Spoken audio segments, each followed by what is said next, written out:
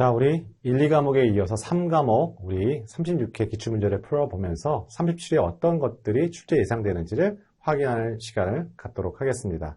우리 3과목 데이터 분석 파트 진행하도록 할게요. 자, 우리 3과목 학습하는 팁, 요령에 대해서 잠깐 설명해 드리도록 합니다.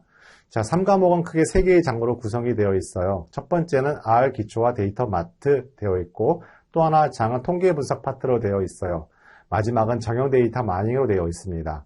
자, 우리 시험에서는 30문항 중에서요, 바로 15문항이 정형 데이터 마이닝 파트에 집중이 되어 있어요.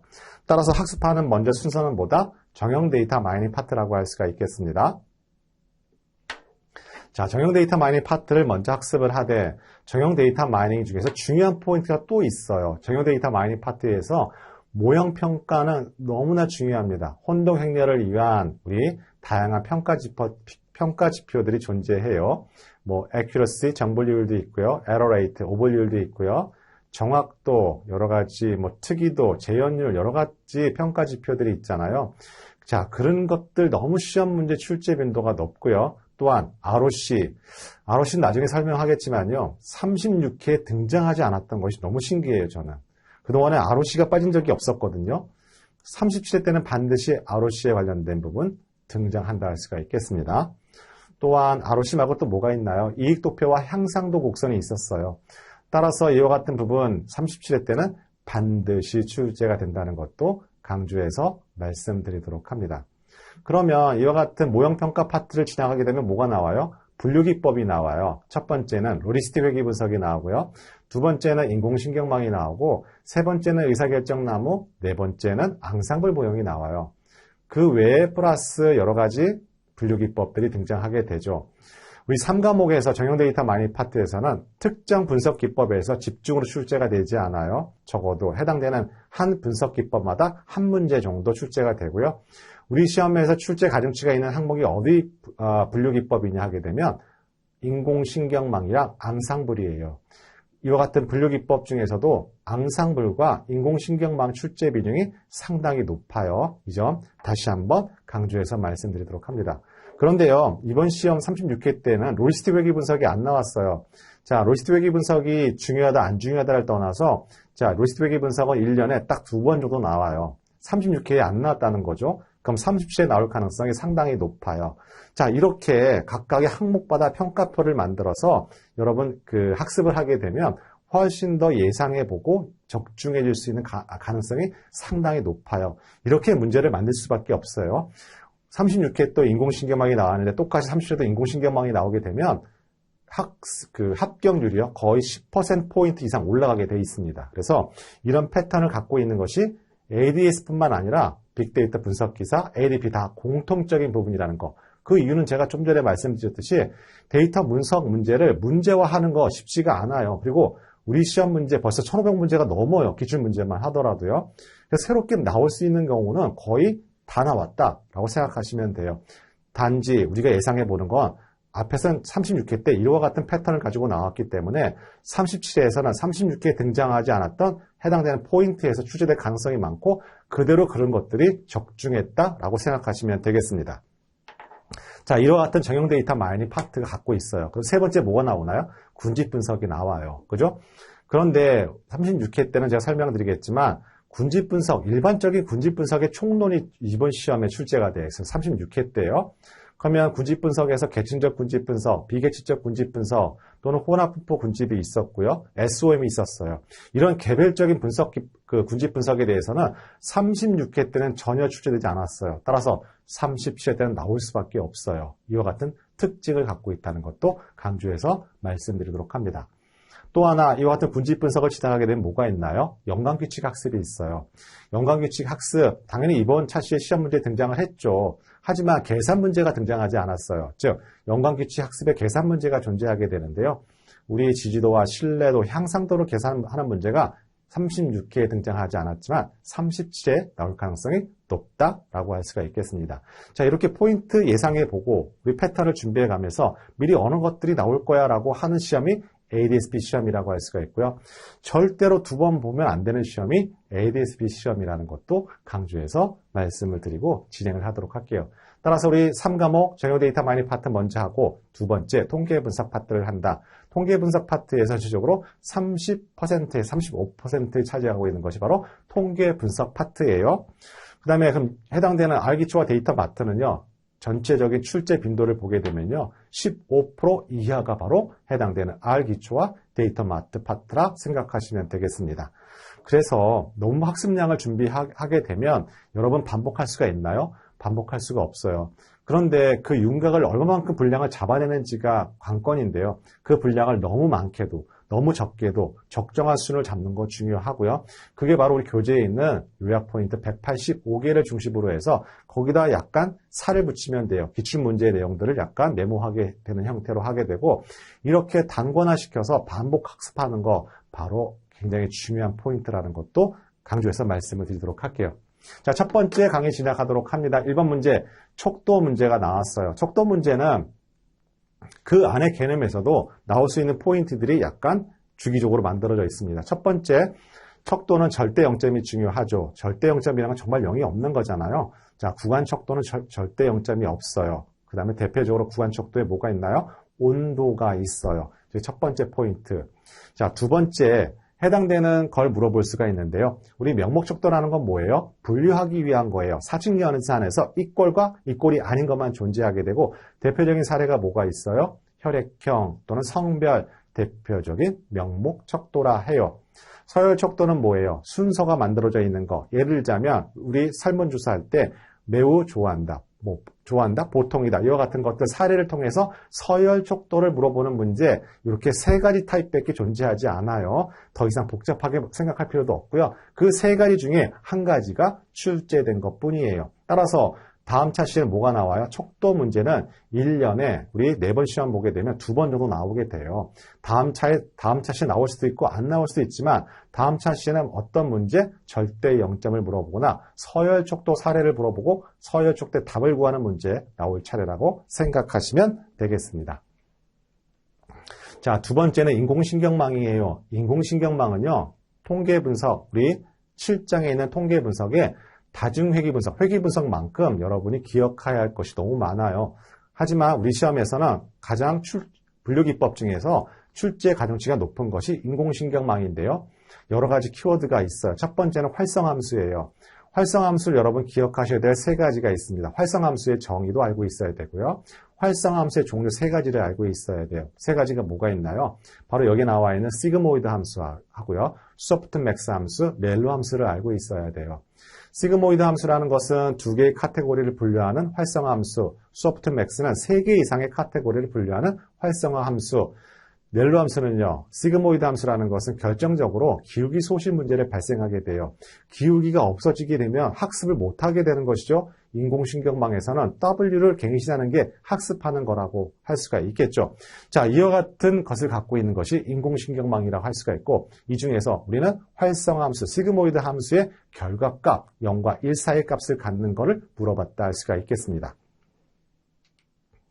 세 번째 역시 인공신경망 계열이에요. 자, 소프트맥스와 시그모이드 함수를 구분하게 되면 쉽게 맞출 수 있는 문제라고 할 수가 있고, 자, 이 문제는 이렇게 나오다가 한 두 번 차시 지나서 단답형 문제로 출제될 가능성이 그동안 높았다 할 수가 있겠습니다.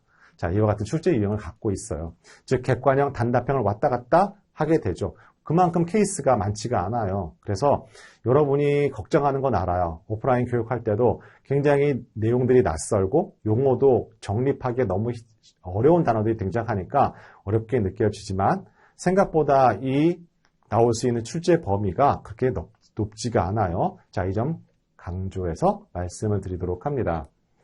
자, 네 번째는 6장에 나와 있는 R기초와 데이터 마트 편이에요. R 코딩과 관련된 문제는 그동안에 3년 동안 거의 숙제되지 않았고요. 이와 같은 유형의 문제가 등장하고 있어요. 자, R은 여러 가지 벡터가 존재하게 되죠. 문자형도 존재하게 되고 숫자형도 존재하게 되고 복소수도 있어요. 하지만 이런 데이터를 벡터를 합치게 되면 결국에는 아웃풋은 뭐라고요? 문자형 벡터만 나온다는 게 요지입니다. 그걸 물어보는 형태라고 할 수가 있고 이미 이 문제도 기출문제에서 반영이 됐다 할 수가 있겠습니다.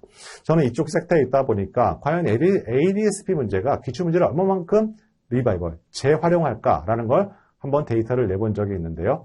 적게는 우리 한 15%포인트, 많게는 한 25%포인트 정도 우리 기존에 있는 기출문제를 다시 한번 출제된다 할 수가 있겠습니다. 하지만 15%포인트라는 건 뭐예요? 굉장히 낮은 비율이죠. 자, 이때 난이도가 굉장히 올라간다고 생각해요. 그 여러분이 굉장히 어렵게 느껴진다고 생각합니다. 하지만 기출문제를 가지고 여러분 반복한다는 거 1500문제를 언제 계속 반복해서 볼 수가 있어요. 기본 골격을 만들어야 되잖아요. 그게 여러분에 있는 요약 포인트라고 할 수가 있겠습니다. 거기에 조금씩 여러분만의 살을 붙이면 돼요. 이거 굉장히 중요한 팁이라는 것도 강조해서 말씀드리도록 할게요. 자, 5번은 비모수 검정이 나왔어요. 역시 1년에 한 2번 정도 출제 가능성이 있는 포인트라고 할 수가 있는데요. 여러분 이 부분 어려워해요. 왜 그럴까요? 모수적 검정이라는 거 특정 문포임을 가정하게 되고 일반적으로 우리 교재에 있는 거 다 모수적 검정이에요. 하지만 자, 이사결정나무는 비모수적 모형이네요. 그죠? 이것도 시험 문제에 나와요. 이사결정나무는 대표적인 비모수적 모형입니다. 비모수적이라는 단어를 쓰도록 하는 게 출제된 적도 있어요.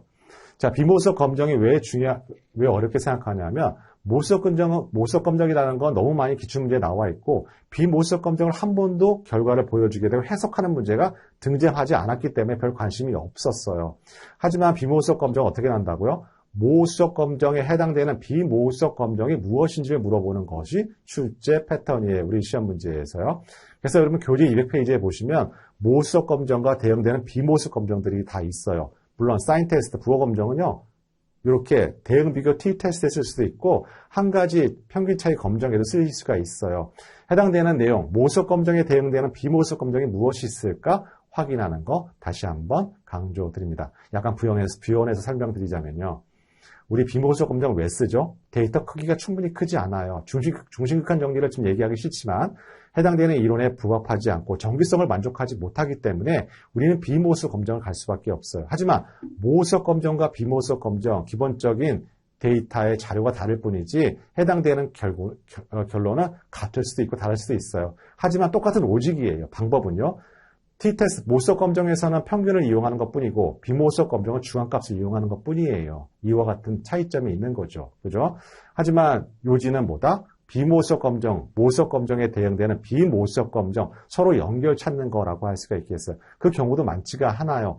독립된 두 개의 t-테스트에 해당되는 비모수적 검정, 대응 비교에 관련된 비모수적 검정, 이와 같은 거 두 가지만 여러분 구분해 주시면 된다는 것도 강조해서 말씀을 드리도록 할게요. 자, 6번은 어디에 관련된 거예요? 우리 분포, 시각화와 관련된 거예요. 즉 6장 알기초와 데이터 마트 편이에요. 지금 여러분 문제 보면 그냥 단순하게 문제 풀 생각하지 말고요. 이게 어느 섹터에 어느 카테고리에 있는 것인지를 한번 확인을 한번 해보세요. 아, 그럼 이게 알기초와 데이터 마트 편에서 나왔구나. 또는 통계 분석 파트에서 나왔구나. 정형 데이터 마이닝 파트에서 나왔구나. 확인할 수 있어요. 이거 굉장히 중요합니다. 자, 이 비중이 크게 틀어지지가 않아요. 자, 이 점 다시 한번 강조드리고요. 결국에는 이와 같은 비대칭 분포, 뭐를 통해서 확인할 수가 있어요? 중앙값과 평균값의 크기를 통해서 추정해 볼 수 있어요. 그런데 중앙값, 평균값은 뭘 통해서 확인할 수 있어요? 서머리 함수라는 R 함수를 돌리면 확인할 수 있고요. 두 번째, 우리 뭘 통해서 확인하게 되죠? 상자 그림을 통해서도 확인할 수 있어요. 상자 그림이 상당히 중요해요. 상당히 중요해요. 결국에는 상자 그림 매회 나온다고 생각하시면 돼요. 상자 그림에서 가운데 선이 있는 게 뭐예요? 그게 Q2예요. 그죠?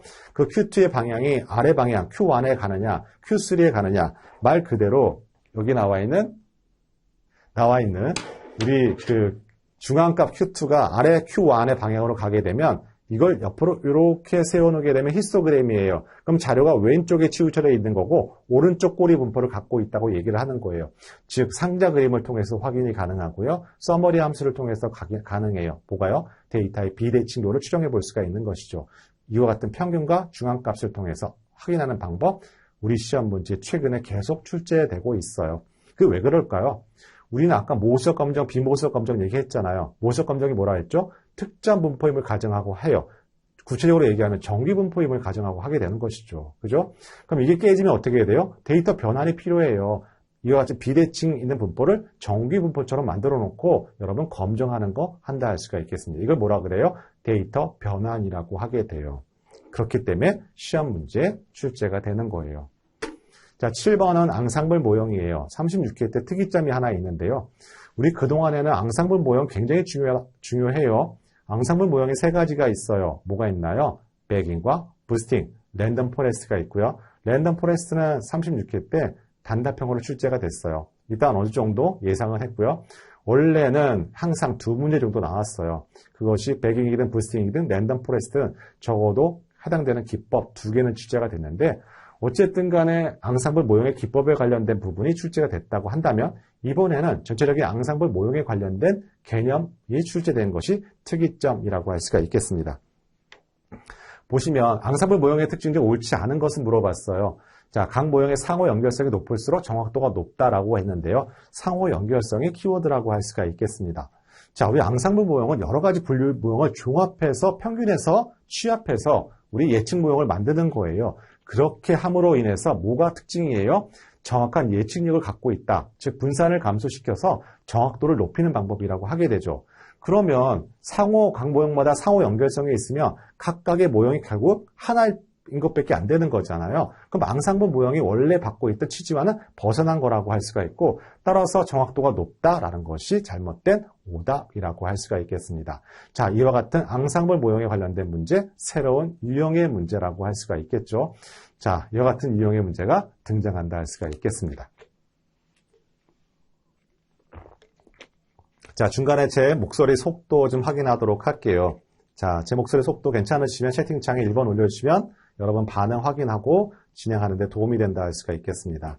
네, 감사합니다. 감사합니다. 네. 여기서 예전에는 몰랐는데 지금은 약간 그 업그레이드가 돼서 여러분 채팅에 올리는 거 각각 메타버스 화면에서 누가 올렸는지도 다 확인한다 할 수가 있네요. 이쪽에서요. 그죠? 자, 다음 과정 진행하도록 할게요. 자, 8번에는 다차원 척도법이요. 이게 어디 있어요? 통계 분석 파트에 있어요. 다별량 분석 파트에 있죠. 그죠? 그런데 저는 이 문제 보고 약간 좀 놀랐어요. 왜냐하면 이와 같은 유형의 문제도 낼 수가 있구나라고 할 수가 있겠죠. 그래서 여러분 체감 난이도가 36회 봤던 사람들이 3과목도 굉장히 어렵게 느껴졌을 것 같아요. 그리고 시험 보고 와서 후기도 마찬가지로 보게 되면 어려웠다는 것이 일반적인 거예요. 그런데 합격자를 발표하는 때를 보게 되면 합격률에는 크게 차이가 없어요. 그건 뭐다? 어떻게 생각해야 될까요? 자, 우리 시험은 아주 고득점을 요하는 시험이 아니에요. 그죠? 1과목에서 6, 7문항, 2과목에서 6, 7문항, 그 다음에 나머지 3과목에서 합쳐서 30문항을 득점을 하면 합격할 수 있는 시험이 우리 시험이라고 할 수가 있겠습니다. 그죠? 실제 여러분 점수를 보게 되면 어디에 많이 분포해 있어요? 65점 사이에서 왔다 갔다 정말 80%가 거기 안에 다 메워져 있어요. 그래서 여러분이 그렇게 비관할 필요는 없고요. 중요한 건 출제가 계속 이와 같은 형태를 갖고 있기 때문에 이걸 알고 있고 예상해보고 정리하고 반복 학습하는 게 중요하죠. 그래서 이 부분 다시 한번 강조해서 말씀드리도록 할게요. 자, 다차원 척도법 말 그대로 우리 다별량 분석 파트에 있어요. 그러면 중심 카테고리가 뭐예요? 다별량 분석 파트에 뭐가 있죠? 우리 시험의 주력 포인트라고 할 수 있는 주성분 분석이 있어요. 우리 PCA라고 하게 되죠. 그런데요, 36회 때 등장하지 않았어요. 전 이거 보고 깜짝 놀랐습니다. 왜? 주성분 분석이 한 번도 빠진 적이 없었는데 36회 때 등장하지 않은 거예요. 그럼 30회 때는요, 반드시 나올 겁니다. 최소 2문제가 주성분 분석에서 나올 거예요. 여러분 다시 한번 강조해서 말씀드립니다. 그럼 다차원 척도법은 차원 축소를 하는 키워드예요. 주성분도 차원 축소를 하는 방법입니다. 그런데 어떻게 차원 축소를 하나요? 자, 객체들 간의 비유사성을 측정을 해요. 그 비유사성이 뭐예요? 객체들 사이의 유클리디안 거리예요. 그거를 비유사성 행렬로 표현하는 것이 다차원 척도법이에요. 그래서 해당되는 문항이 잘못된 오답보기라고 할 수가 있고, 우린 그보다 중요한 건 다차원 척도법이 뭐라고요? 차원 축소 기법이고, 이와 같은 객체들, 다수의 변수들 사이에서 차원 축소를 해서 그 데이터에 숨겨져 있는 패턴을 발견하는 것, 이게 바로 다차원 척도법 MDS의 정의라는 것까지만 여러분 알고 가시면 되겠습니다. 자, 9번 문항. 우리 9번 문항부터 약간 새로운 출제 유형을 갖고 있는데요. 우리 빅데이터 분석기사 필기라는 시험이 있어요. 그건 실습도 있고 우리는 실기 과정이 없잖아요. 그러면 간혹 거기 있는 문제를 갖고 와요. 왜? 그만큼 데이터 분석 문제가 많지가 않아요. 그래서 9번 문항은 말 그대로 빅분기 필기 문제를 그대로 컨트롤 C에서 컨트롤 V의 한 문제 중에 하나라고도 할 수가 있겠습니다. 자, 해당되는 단계별 프로세스에서 모델링 단계, 분석 모형 구축할 때 이렇게 4단계로 구분하게 돼요. 첫 번째는 해당되는 요건 정의와 모델링, 검증 및 테스트, 적용으로 구분하게 되고 모델링은 이렇게 3개의 단계로 구분해 볼 수가 있어요. 자, 모델링 마트 설계 및 구축이에요. 구속이 아니라 구축이고요. 모델링 마트를 딴 말로 데이터 마트라고도 하게 돼요. 그 다음에 탐색적 분석을 하게 되고요. 유의 변수를 도출하게 돼요. 마지막으로 여러분은 그 3과목에 그 분류모형 평가 지표가 있듯이 해당되는 우리 분류모형 평가를 하게 되는 게 바로 해당되는 모델링 단계에서 이루어져야 하는 것이에요. 하지만 요건 정의에 관련된 부분을 한 가지 집어넣는다거나 또는 검증 및 테스트의 내용을 한 가지 집어넣어서 해당되는 구분을 하게 되는 문제, 새로운 유형의 문제라고 할 수가 있겠습니다. 저는 이런 문제 보게 되면서 이제 기존에 있는 문제로서 돌리는 거 한계를 느끼고 있다는 것도 간접적으로 피부로 느끼게 된다라고 할 수가 있겠습니다. 자, 10번과 11번 문제, 이거 역시 바로 빅분기 필기 파트에 있는 내용들을 그대로 갖고 왔다 할 수가 있겠습니다. 즉, 탐색적 데이터 분석이라고 할 수는 EDA의 정의를 물어보는 문제라고 할 수가 있습니다. 이와 같은 유형 다시 한번 강조해서 말씀드리도록 할게요. 자, 11번 문제에 있는데요. 자, 변수 가공에 대한 설명으로 옳지 않은 것이에요. 10번과 11번은 자, 빅분기에 있는 문제 그대로 갖고 왔어요. 자, 구간화 개수라는 거 나와서 구간화가 뭐예요? 여기 설명이 나와 있는데요. 여러분 만약에 자기 나이를 각각 정확한 숫자로 데이터를 입력해 본다고 합시다. 그러면 사람들은 수명은 0세부터 100세까지 정도 나오게 되니까 우리 0세부터 100의 값을 나오게 되죠. 구간화라고 하는 것은 뭐냐면 이거를 카테고리를 다시 10대, 20대, 30대, 40대로 이렇게 쪼개는 거 우리는 구간화라고 해요. 연속형 데이터를 범주형으로 만들어내는 거라고 할 수가 있겠죠. 이게 바로 구간화라고 할 수가 있겠습니다. 이걸 데이터 변화 또는 변수 가공이라고 하게 돼요.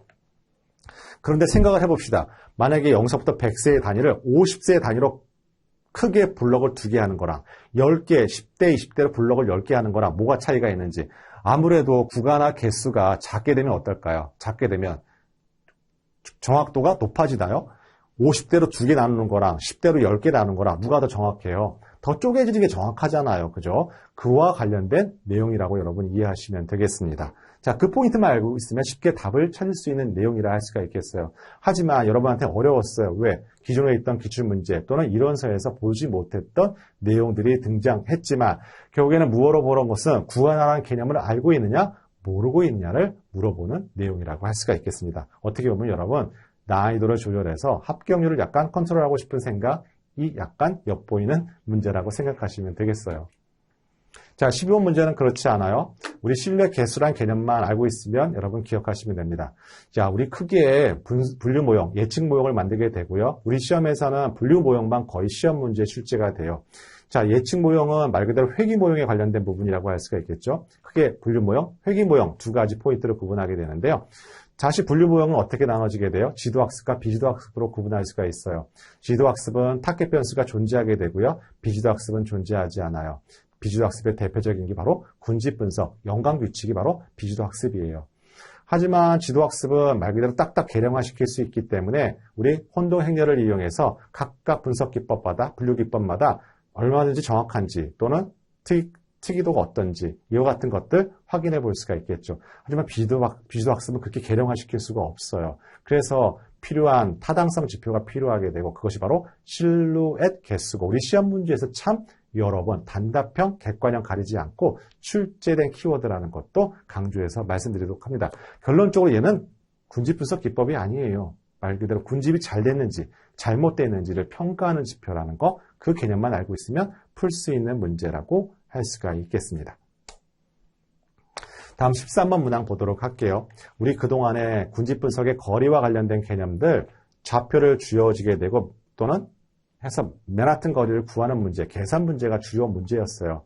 하지만 요즘 들어서는요, 해당되는 거리에 관련된 수식을 보여주게 되고 그 수식이 어떤 수식인지를 물어보는 문제가 약간 바뀌었어요. 이제 그렇게 문제를 만드는 거죠. 그래야 여러분 호불호가 갈리지 않고 오류가 등장하지 않아요. 즉 수식을 부여하게 되고 해당되는 어떤 군집 간의 거리를 구하는 수식인지 물어보는 패턴을 갖고 있어요.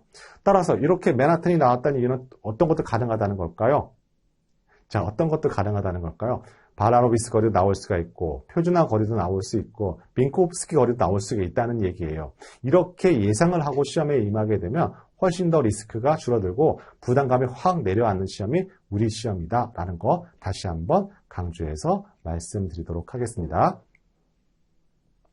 자, 14번 의사결정나무 우리 시험 문제 굉장히 중요하고요. 출제 포인트를 갖고 있어요. 자, 의사결정나무 뭔가요?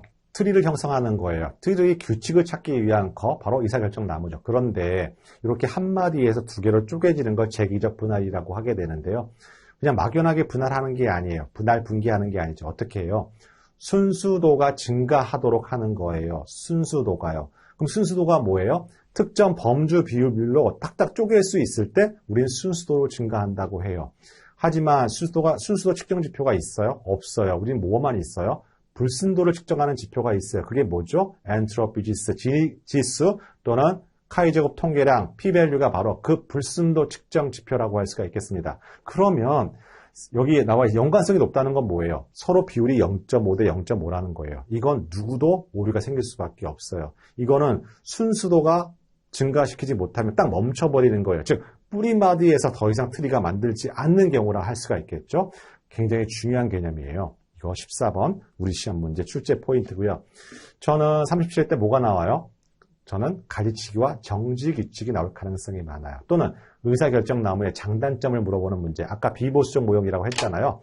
자, 오히려 그 포인트가 37에 나올 가능성이 많아요. 의사결정나무 풀트리를 만든다는 것은 모형이 복잡해짐을 의미하게 돼요. 모형이 복잡해지게 되면 트레인 데이터에 최적화되어 있지만 새로운 데이터는 굉장히 일반화 가능성이 떨어지는 거. 우리는 이걸 다른 용어로 과대적합, 오버피팅이라고 얘기하죠. 이와 같은 내용들을 기반으로 하기 때문에 우리는 과대적합되면 안 된다. 뭐가 필요하다?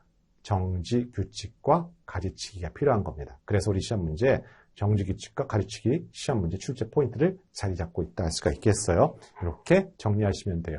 그러면 다른 것도 마찬가지예요. 인공신경망도 정의해야 할 게 많죠. 기울기 소실 문제도 있고 역전파 알고리즘도 있고 그 다음에 인공신경망에서 학습은 W라는 것도 있고 그 다음에 우리 경사근법이라는 단어도 있고요. 그 다음에 활성함수라는 단어도 있어요. 또한 인공신경망의 장단점 이렇게 정리해 주시면 돼요. 너무 내용들 광범위하게 하시게 되면 나중에 정리할 수가 없고 그건 여러분의 지식이 아니라 금방 휘발되고 여러분 시험에 임하게 됐을 때 활용할 수가 없다는 것도 강조해서 말씀을 드리도록 할게요. 자, 15번에 우리 데이터 분할을 하게 되는데요. 데이터 분할, 교차 검증하게 돼. 왜 그럴까요? 우리 특정 데이터 최적화되게 되면 뭐가 생긴다고요? 과대적합이 생기잖아요. 따라서 그래서 학습에 관여하는 데이터 별도로 학습에 관여하는 데이터 별도로 구분하게 되고 이걸 데이터 분할이라고 하게 되고 다른 용어로 교차 검증하게 할 수밖에 없는 것이죠. 그런데 데이터 분할 크게 어떻게 해요? 세 개로 쪼개진다 할 수가 있겠습니다. 학습에 관여하는 건 뭐가 있어요? 트레인 데이터와 베리데이션 데이터라고 할 수가 있고 테스트 데이터는 전혀 학습에 관여하지 않은 데이터셋이라고 할 수가 있겠죠. 자, 이와 같은 개념을 물어보는 문제 출제 포인트고 우리 시험 문제 항상 베리데이션 데이터, 검증용 또는 검증용 데이터의 정의를 물어보는 문제 출제 포인트를 항상 자리 잡고 있다는 것도 강조해서 말씀드리도록 합니다. 자, 16번 결국에는 상자 그림을 물어보는 문제예요. 물론 해당되는 보기에 다른 것들도 등장했어요. 하지만 여러분이 아셔야 될 것은 아니에요. 그죠? 상자 그림만 정확하게 이해하고 해석하면 정답지를 찾아낼 수 있는 거 보기라고 할 수가 있겠습니다. 뭐가 바뀌었어요? 우리 상자 그림에서 상한가, 하한가 어떻게 잡죠? Q3에서 플러스 1.5 IQR을 잡게 되면 상한 경계가 만들어지게 되고요. 또한 밑으로는 Q1에서 빼기 1.5 IQ를 하게 되면 하한 경계가 만들어져요. 그 밖에 벗어나는 것은 뭐예요? 아웃라이어, 이상치라고 한다 할 수가 있겠습니다. 그것만 알면 쉽게 정답을 찾아낸다 할 수가 있겠습니다. 자, 17번 이거 웹 클로릭입니다. 올바른 표기는요. 물론 객관형 문제였지만요. 이거 역시 빅데이터 분석 기사 수집 기법 중에 등장하게 되는 출제 포인트 중에 하나였었고 그대로 그 문제 갖고 온 거라고 할 수가 있겠습니다. 특정 웹페이지에 있는 데이터를 수집할 때 쓰는 기술, 우리 클로링이라고 하게 되죠. 이와 같은 용어, 시사적인 부분도 3과목에 등장하게 되고 결국에는 그 상호 문제, 우리 관련성 있는 ADP, 빅데이터 분석 기사, 사회조사 분석세가 이제 어느 기출 문제가 축적이 됨으로 인해서 서로 그 문제풀이 돌아간다는 게 막 피부로 느껴져요. 자, 그와 같은 출제 유형을 갖고 있다라는 것도 강조해서 말씀을 드리도록 합니다. 자, 18번은 군집 분석에 관련된 내용이에요. 자, 이번 36회 특징이 군집 분석에 관련된 개론 파트, 총론 파트가 출제되고 있습니다. 군집 분석은 기본적으로 어떤 개념을 갖고 있어야 돼요? 군집과는 서로 분리해야 돼요. 그럼 군집과는 서로 어떻게 해야 돼요? 이질적이어야 되고요. 군집 내는 서로 동질적이어야 되는 게 기본 컨셉이에요. 그죠? 그 개념만 알고 있으면 쉽게 풀어낼 수 있는 문제가 바로 일반 문항이었다. 하지만 기존에 나왔던 문제는 계속 계측적 군집 분석과 비계측적 군집 분석 얘기하면서 그 차이점을 구분하는 출제 유형을 갖고 있었는데 갑자기 이와 같은 개념적인 총론 부분을 얘기하니까 낯설은 거예요. 그러니까 여러분한테 난이도 있게 느껴지는 내용이라 할 수가 있겠습니다. 자, 19번. 우리 확률적 표본 추출 크게 4가지로 구분한다 할 수가 있겠습니다. 우리 단순 랜덤 추출이 있었고요. 개통이 있었고 층화가 있고 군집이 있었어요. 우리 시험에서는 층화가 계속 출제가 되고 있었고 그 다음 순서가 개통이고 그 다음 군집, 마지막이 단순 랜덤이었어요. 단순 랜덤은 출제가 안 돼요. 왜냐하면 층화도 단순 랜덤이 있고 우리 개통도 단순 랜덤이 있는 거예요. 왜? 개통은 뭘까요? 말 그대로 무작위를 한 명 뽑아서 그 사람 5번, 10번 주기로 뽑는 게 개통 추출이잖아요. 무작위로 뽑는 것 자체가 랜덤이 들어가 있는 거예요. 층화도 마찬가지죠. 층별로 구분해서 결국에는 거기서 무작위로 뽑게 되잖아요. 다 랜덤 추출이 있는 거예요. 그러다 보니까 해당되는 문항이 출제된다 할 수가 있겠습니다. 여러분이 기억하셔야 될 것은 올해 이 문제 보기보다는 층화와 개통 추출을 꼭 기억하시기 바랍니다. 다음에 나올 차례예요. 그것도 단답형으로요. 자, 20번은 제가 처음 시작할 때 말씀드렸어요. 연관 분석은 크게 포인트가 4가지를 갖고 있다. 첫 번째는 연관 분석에 계산 문제가 등장하게 되는데 지지도와 신뢰도와 향상도를 물어볼 수가 있고 여러분 여기 향상도랑 모형평가의 향상도 곡선이랑 헷갈리면 안 돼요. 두 번째, 향상도가 이를 때 또는 1보다 클 때 작을 때 갖고 있는 향상도의 의미. 세 번째는 향상도와 관련된 알고리즘이 존재하게 되는데 A 프라이어리 알고리즘과 FP 클로스 알고리즘을 물어보는 문제, 마지막 문제가 바로 연관 규칙의 장단점을 물어보는 문제라고 할 수가 있겠습니다. 따라서 해당되는 오답 보기라고 할 수가 있고 굉장히 단순하죠. 분석하기가 연관 규칙 학습은요. 이 점 4가지만 기억해 보시면 되겠습니다. 이렇게 여러분 스스로 되뇌이기면서 연관 규칙 학습에 뭐가 나오는데 의사결정 다음에는 뭐가 나올 거야? 로지스틱 회계 분석은 뭐가 나와? 이렇게 요약해서 정리하고 관련된 기출문제를 이렇게 풀어보는 거 중요하다는 것도 다시 한번 강조해서 말씀을 드리도록 할게요. 자, 21번 모형평가에 관련된 엔트로피만 알고 있으면 풀 수 있는 문제예요. 엔트로피는 뭐라고요? 불순도를 측정하는 지표, 의사결정 나무의 파트에 있는 내용이라고요. 이렇게 그 내용만 알고 있으면, 그 개념에 관련된 정의만 알고 있으면 쉽게 풀 수 있는 문제가 바로 21번이었어요. 하지만 21번 같은 문제가 그동안 출제가 안 됐어요. 그러니까 또 어렵게 느껴지는 거죠. 다시 한번 강조해서 말씀드리지만 기출문제가 내가 학습하는 기반이 되면 절대 안 돼요. 그러면 기출문제로서는 여러분 개념을 잡을 수가 없어요. 중요한 건 각 파트마다 중요한 정의, 특징을 잡아서 요약하는 거예요. 기출문제가 주가 되면 나중에 난이도가 어떻게 나올지 모르잖아요. 지금 추세로 본다면 다른 빅분기 시험 또는 ADP 시험 또는 사회조사 분석사 문제들 언제든지 갖고 올 수 있는 지금 기반이 되어 있기 때문에 여러분 지금과는 사뭇 다른 형태의 출제가 나올 수 있다는 것도 강조해서 말씀드리도록 할게요.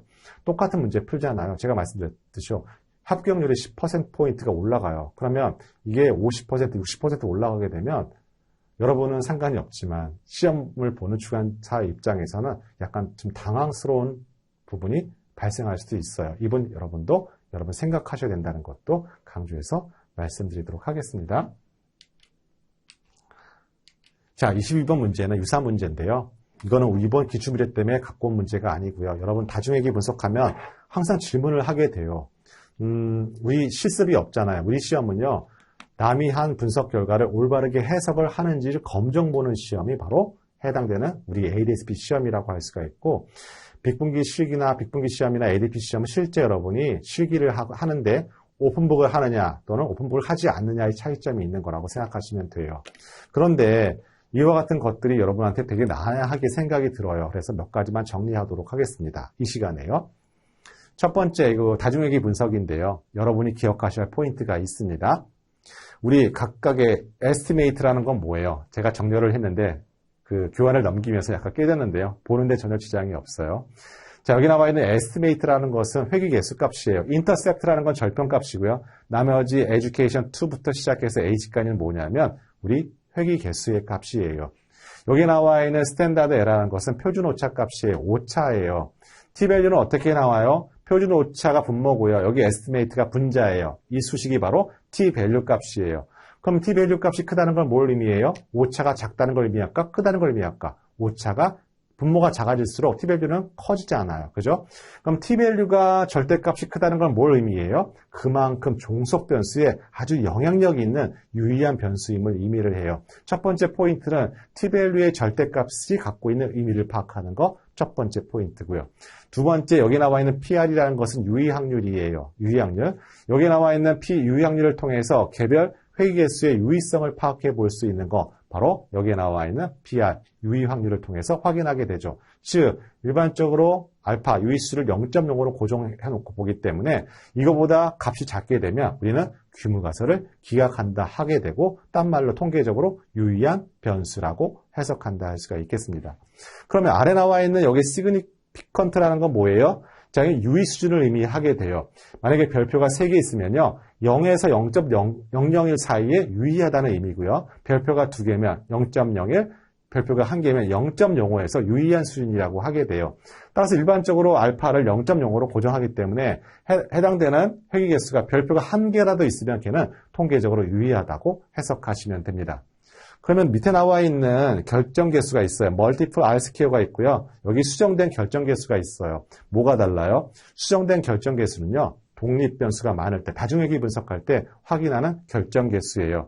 결정개수는 어떤 역할을 해요? 독립변수를 얼마만큼 종속변수를 설명할 수 있는 설명력을 의미를 하게 돼요. 그러나 이와 같은 결정개수는 단점이 있어요. 아무래도 독립변수가 무한정 늘게 되면 결정개수는 당연히 올라가게 돼요. 이와 같은 단점이 있기 때문에 수정된 결정개수는 어때요? 이런 독립변수를 감안한 결정개수 값이에요. 그래서 항상 결정개수보다는 작아요. 이게 바로 수정된 결정개수다. 따라서 해당되는 독립변수가 많다는 것은 뭘 참고한다? 수정된 결정개수 값을 참고한다라고 할 수가 있겠습니다. 그럼 맨 마지막에 있는 값은 뭐예요? 자, F통계량 값과 P밸류 값이 있어요. 이거는 통계 모형에 관련된 부분이에요. 예를 들자면 얘도 유의성 검정을 하는 거니까 가설 검정을 해야 되고 귀무 가설이 모든 회귀개수가 0이다라고 할 수가 있겠어요. 그럼 뭐만 남아요? 절편값만 남아요. 그럼 기울기가 있다는 거예요? 없다는 것이죠. 이게 귀무 가설이에요. 대립 가설은요. 적어도 이 회귀개수 중에 1개라도 0이 아니면 어때요? 기울기가 살아있는 거고 그때는 회귀 모형이 유의하다고 해요. 근데 뭘 가지고 합니까? 여기에 나와 있는 P밸류와 유의 수준을 비교해서 역시 거의 0에 가깝잖아요. 따라서 이거는 귀무가설을 기억하게 되고 회귀 모형이 유의하다라고 해석하게 되는 거예요. 이게 다중회귀 분석의 전체적인 해석하는 방법이라는 것도 강조해서 말씀드리도록 하고 또 하나 포인트가 하나 있어요. 여기 보시면 에듀케이션 2부터 4까지 5까지 쭉 있어요. 이거 무슨 변수일까요? 이거 범주형 변수예요. 우리 시험 문제에서 한번 출제가 되는데요. 다중회귀 분석할 때 독립변수가 범주형일 때는 회귀 분석을 할 수 없다. 오답 보기 답안이었어요. 왜 못해요? 할 수 있어요. 이 변수 무슨 변수라고 하죠? 가변수 또는 더미 변수로 할 수가 있어요. 이 점 강조해서 말씀드리도록 합니다. 자, 우리 시험에서는 이에 관련된 해석하는 것도 굉장히 중요한데 해석 부분은 제가 안 하도록 할게요. 하지만 이 정도 부분은 요약해서 여러분 기억하셔야 돼요. 그럼 어떻게 또 기억을 해야 될까요? 독립변수, 종속변수 구분하게 되고 두 값들이 연속형 데이터가 있으면 일반적인 회귀 분석이고요. 독립변수가 범주형이 있을 때는 우리는 가변수, 더미변수라고 하게 되고 반대로 또 종속변수가 범주형이고 독립변수가 연속형일 때 로지스틱 회귀 분석이라고 하는 거예요. 이렇게 구분하는 거 여러분한테 필요하다 생각이 듭니다. 자, 23번은 분산 분석이라고 하게 되고 여러분 시험 문제 본 걸 기억에 의해서 추정해서 만든 문제라고 할 수가 있겠습니다. 완벽하진 않지만 그래도 어느 파트에서 어느 영역에서 출제되는 거라고 추정해 볼 수가 있고 다음에도 이와 관련된 유사한 문제가 나올 거라고 예상해 보는 거 참고할 뿐이지 기출문제가 전부일 수는 없어요. 하지만 해당되는 거 분산 분석과 t-테스트 정도는 구분하게 돼요. t-테스트는 뭐예요? 두 집단의 평균 차이를 검증하는 게 t-테스트고요. 여기에 나와 있는 분산 분석은 집단이 3개 이상일 때 평균 차이 검증하는 게 분산 분석이에요. 하지만 해당되는 분산 분석을 통해서 두 변수의 선형성의 관계 또는 상관관계를 파악해 볼 수 있는 건 아니라 생각하시면 되겠습니다. 자, 해당되는 상관관계, 상관분석이 어느 파트에 있어요? 다별량 분석의 첫 번째 장이 바로 상관분석이에요. 그죠? 그래서 제가 곰곰이 생각해 봤어요. 문제를 추정하고 복원하면서 상관분석 파트가 안 보이는 거예요. 그래서 이걸 상관분석 포인트로 잡아야 될까라고 생각했지만 여러분이 37회가 중요하니까요. 37회 때는 뭐가 나올 수 있을까요? 상관분석, 상관 개수에서는 중요한 것이 그동안의 35회, 34회 때는 공분산과 상관계수의 차이점을 물어보는 문제가 출제가 됐어요. 하지만 이번 파트에서는 우리 스피어만의 상관계수와 피어슨의 상관계수의 차이가 출제될 가능성이 많은 게 이번 37회 파트라는 것도 강조해서 말씀드리도록 합니다.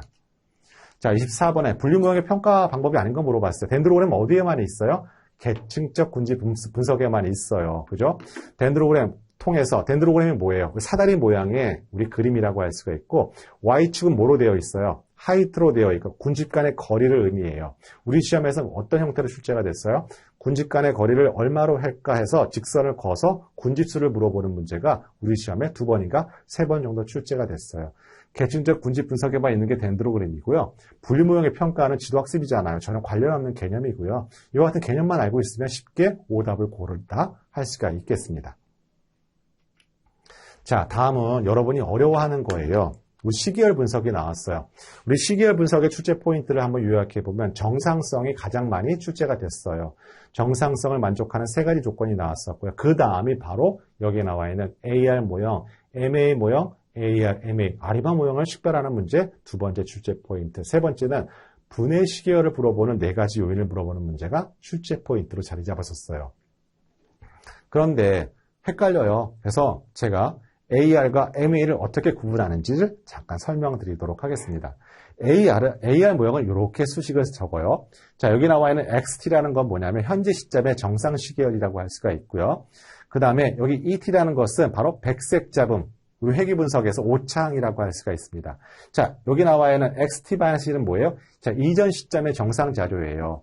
자, 이와 같은 수식을요, 한국말로 해석을 하게 되면 이렇게 되는 거예요. 자, 현재 자료가 있죠? 자, 이건 과거 자료잖아요. 과거 자료로 설명하는 모형이라고 하게 되는 거고, 자, 백색 잡음의 현재 값이 어디 있어요? 여기 있어요. 그 다음에 자신의 과거 값의 과중가, 바로 이 부분을 얘기하는 거죠. 이와 같은 것 형태를 우리는 AR 모형이라고 해요. 그럼 MA 모형과 AR 모형이 뭐가 차이가 있어요? 자, MA 모형은요, 여기 나와 있는 것이 선형결합, 여기 나와 있는 것이 바로 해당되는 백색 잡음의 선형 결합으로 구성이 되어 있는 것이 바로 MA 모형이에요. 이 2가지를 합친 것이 무슨 모형이에요? AR, MA 모형이에요. 그래서 이와 같은 문제도 새로운 유형의 문제라고 할 수가 있겠습니다. 즉, 해당되는 AR 모형의 수식들을 정확하게 이해하고 있는지를 물어보는 문제라고 할 수가 있겠죠. 이렇게 보면 AR과 MA 모형은 극명하게 차이점을 갖고 있어요. 자, 이 점 강조해서 말씀을 드리도록 합니다. 따라서 우리 시험에서는 MA가 나올지 AR 모형이 나올지 몰라요. 그죠? 왜? 우리 시험에서는 MA 모형도 한번 나왔었고요. AR, MA도 나왔어요. 그럼 AR, MA 어떻게 나와요? 2개를 합치는 것이죠. 자, 자기 자신의 과거 자료를 설명하는 모형이고 이거 또한 백색 잡음의 선형 결합으로 만들어져 있는 모형을 뭐라고 하는가? AR, MA 모형이라고 생각하시면 되겠습니다. 이미 기출문제도 있어요. 다시 한번 확인 부탁드리도록 합니다. 자, 26번에 드디어 앙상블이 나왔어요. 그래서 앙상블이 언제 나오나 9999 봤는데요. 결국에는 랜덤 포레스트가 나왔고 우리 시험에서는 백인과 부스팅과 랜덤 포레스트의 차이점을 물어보는 문제 출제 포인트를 갖고 있다는 것도 다시 한번 강조해서 말씀드리도록 합니다. 자, 랜덤 포레스트만의 특징이에요. 자, 이거 여러분 꼭 기억하시기 바랍니다. 자, 27번 역시 컴퓨전 매트릭스, 혼동 행렬을 이용한 F1 스코어 값을 물어보는 문제, 출제 포인트를 갖고 있어요. 해당되는 값, 우리 F1 스코어를 구하려면 뭐가 필요해요? 프리시전과 리콜이 필요해요. 이게 바로 두 개의 값을 더한 게 분모고요. 분자는 거기다 2를 곱하고 프리시전을 곱하고 리콜을 곱한 값이 바로 분자예요. 이와 같은 유형의 문제 출제됐다는 것도 강조해서 말씀드린다 할 수가 있겠습니다. 자, 28번은 여러분 기억에 추정하다 보니까 완벽한 문제를 보기를 추정하지 못했어요. 하지만 어떤 유형의 문제인은 알 것 같아요. 첫 번째는 의사결정 나무에 관련된 내용이라 할 수가 있고 각각에 해당되는 카테고리 범위를 주어지게 되고 특정 노드가 해당되는 값을 구하는 문제라고 할 수가 있겠습니다. 자, 해당되는 노드의 값을 따져서 어떻게 분류를 할 수 있는 분류 규칙을 물어보는 문제라고 할 수가 있고 우리 강의 끝나고 나서 제가 추가적인 자료를 받아서 해당되는 해설과 답을 우리 링크에서 올려드리도록 하겠습니다. 자, 그렇게 참고해 주세요. 자, 29번 문제는 G스코어 값을 물어보는 문제예요. 말 그대로 표준화시켜서 해당되는 값을 찾는 거고요. 상위 2% 반에 들어가려고 할 때 최저로 맞이해야 할 점수를 물어본다 할 수가 있겠습니다. 이때 해당되는 상위 2%일 때 G스코어 값을 부여한다 할 수가 있고 이와 같은 수식을 통해서 결국에는 X바를 물어보는 문제 패턴이라고 할 수가 있겠죠. 자, 이와 같은 문제 표준화 값을 물어보는 문제도 한번 출제가 됐고요. 자, 이와 같은 유형의 문제가 바로 사회조사 분석사와 같은 유형의 문제인데요. 자, 이런 문제도 하나씩 끌고 오고 있다는 거 너무 느끼고 이제 기존에 있던 기출문제 가지고 한다는 것도 약간 한계를 느꼈다는 것도 간접적으로 느끼게 되는 문제라고 할 수가 있겠습니다. 자, 마지막 30번 문제는 바로 우리 통계 분석 파트의 이산형 환율 변수의 기대값을 구하는 문제와 같은 유형의 문제라 할 수가 있겠습니다. 자, 예를 들자면 X1 확률 변수가 있어요. 1, 2, 4가 있고요. P가 X가 1일 때 확률이 0.4래요. 그러면 X가 2일 때 확률을 물어보는 거예요. 단 기대값은 2.4라고 명시가 되어 있고 그러면 해당되는 기대값 어떻게 구해요? 확률 변수와 확률을 다 곱해서 도하면 그 값이 얼마예요? 2.4가 나와야 돼요. 이게 첫 번째 수식이 하나 나와야 되고요. 두 번째 각각의 확률은 항상 얼마예요? 1이잖아요. 그러면 0.4 더하기 우리가 구하고자 하는 X 또는 Y도 모르자. 이 값이 얼마가 나와야 돼요? 1 하게 되면 연립방정식 풀면 쉽게 여러분 중학교 수학처럼 풀린다 할 수가 있겠습니다. 그래서 X값을 구하는 유형의 문제라고 할 수가 있겠어요. 자, 이렇게 우리 36회 ADS-P 기출문제 풀이를 진행했다 할 수가 있겠는데요. 여러분이 앞으로 남은 시간이 많지는 않잖아요. 왜냐하면 여러분 강의 듣는 분 중에서 직장인도 계실 수가 있고 또한 학교 다니는 학생일 수도 있어요. 하지만 다 본업이 있다가 가정하게 되고 대부분 시간에 쫓겨서 사신다 생각해요. 하지만 중요한 건 1, 2, 3과목을 어떻게 여러분 지금 학습한다는 건 그만큼 기회보용을 투여했다고 얘기할 수가 있고 반드시 한 번에 합격해야 할 이유라고도 할 수가 있겠습니다. 따라서 다음과 같이 여러분 정리하도록 합니다. 우리 1, 2과목은요. 우리 지금 깔끔하게 정리해놔야 돼요. 나는 데이터베이스 백그라운드가 하나도 없어 하시는 분은 더욱더 1, 2과목을 깔끔하게 정리해야 되고 그 정리를 기반으로 해서 기출문제를 한번 쭉 풀어보실 것을 권해드려요. 그 다음에 우리 데이터 분석 파트는 분량이 많잖아요. 그래서 1, 2과목을 반복 돌리면서 3과목 정형 데이터 파트부터 하나씩 한꺼번에 절대 할 수 없어요. 여러분 절대 할 수 없어요. 정형 데이터 마이닝을 먼저 정복을 하게 되고 그 다음 두 번 통계 분석 파트, 세 번째는 알기초와 데이터 파트를 이렇게 분할해서 여러분 반복 돌리는 것이 중요해요. 반복하지 않으면요 휘발되고 나중에 기억 남는 게 하나도 없어요. 나중에 여러분이 데이터 분석을 처음 접해보시는 분이라면 ADS-P는 가장 첫 번째 디딤돌 역할을 하는 그런 라이센스 시험이에요. 따라서 단순하게 합격만 하고 바란다면 물론 기출문제 돌려도 합격할 수는 있어요. 하지만 지금보다 데이터 분석이라는 거 반드시 여러분이 어디에 계시든 간에 활용해야 되고 라고 가정한다면 반드시 반복 학습하는 것이 선행 조건이다. 따라서 해당되는 내가 충분히 이해할 수 있는 분량을 잡고 반복 학습하실 것을 다시 한번 권해드립니다. 자, 늦은 시간 여러분 고생하셨고요. 저 역시 여러분 만나 뵈서 반갑습니다. 자, 질문사항 있으면 언제든지 제 홈페이지나 관련된 사이트를 통해서 질문 주시면 성심성의껏 최선을 다해서 답변을 드리도록 하겠습니다. 자, 여러분 고생 많이 하셨고요. 여러분 좋은 결과 있기를 진심으로 기원한다 할 수가 있겠습니다. 자, 여러분 수고하셨습니다.